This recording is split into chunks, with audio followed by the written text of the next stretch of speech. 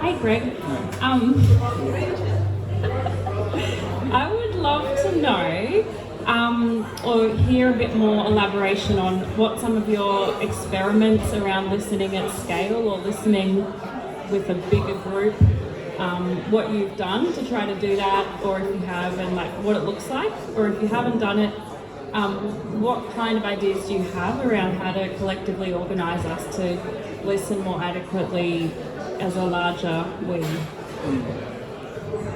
Thanks, Rachel. I think the first thing that I try to do is when there's an invitation for people to meet at a public meeting organised by Aboriginal people, to really try and get to it. And there's heaps of them. Go back over here. Oh, no. Yeah. So that's it, Rachel. Pretty much sit down and shut up. Then go and listen to as many events organised and controlled by Aboriginal people as possible. And there's just so many of them that you could spend every weekend doing that. In terms of trying to develop this idea further, then I think it's worth, when I'm talking to my people, say for example in a group like this, to find a feedback loop where that's possible. And so the conversation, for example, with the people on the museum on Minjerribah, I was showing them what I was thinking, and they were organising meetings with people from the island, from the Quandamooka people, and so that discussion is sort of just rolling on over the years. And so I had a little exhibition in the Quandamooka Festival in 2016 of needlework, and that stimulated some really interesting and sustained discussions that have been ongoing, and in that process we have rolled it out to those relationships have resulted in conversations with people who speaking that Yugambeh language, and also people from Jagera and Yagarabu speaking people. And so the network has kind of, when I said, well, this is kind of what I'm thinking about, are you interested in continuing that discussion? The answer was yes, but that's not really the issue. The issue is when people invite you to something, just try and get along and listen.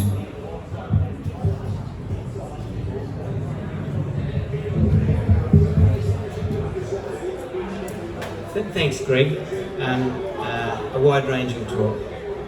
But look, I just said last week I went to Karragara Island. Now, it's one of the islands in Moreton Bay, along with Russell and Macleay and all the rest of them. But since I've come back, a few people have asked me where I've been, and I've talked about it.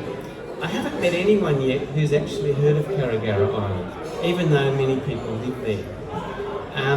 And I sort of thought, well, is it because it's an Indigenous name, linguistically it's difficult? It is the smallest island, so you could easily forget it, but it made me think, well, what about the places that still have Indigenous names? What can we say about them? Are they forgotten more, or, you talked about the ones we've, given European names to, but what about the others that are still retained? Okay, just by saying there were no paper maps with any of these names on them, so the attribution of a name that comes from a language outside of the English vocabulary to a map doesn't necessarily make place an Indigenous name. It's part of the colonial process. The maps themselves that inspire our language come from that. And I would say there are three phases in what's happened that Richard's described. First of all, there was kind of this contact where people were having personal conversations and learning, engaging in this multilingual sort of space. And so words were being exchanged, and sometimes those words might have been applied to a place. Maybe that's what happened with that, I'm not sure. In the 20th century, something else happened. There was this collection of so-called Aboriginal or Indigenous words, and usually that was policemen going around asking people for word lists. And those word lists found themselves into publications. Those publications found themselves as in policy guidelines where people making subdivisions just use these word lists from any nation all around Australia and put them on a map somewhere. Like Wilcannia Park at the Gap has nothing to do with the Gap, you know, for example. There's heaps of those sorts of examples. Then there's a few other places, and I think the best one that we get is Gary or Fraser Island, where Fiona Foley has put forward, and her people, the Butchulla people, have put forward the case to say, we don't like our country being named after a woman who has really talked us down. She's shown no respect to our people.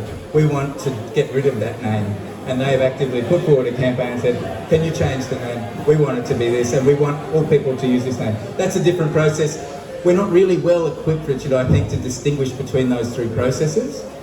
And really, I think we're still waiting for the leadership of First Nations, and it's their priorities, not ours, to, you know, lead us through your question, I think. But that's how I look at it. Yeah.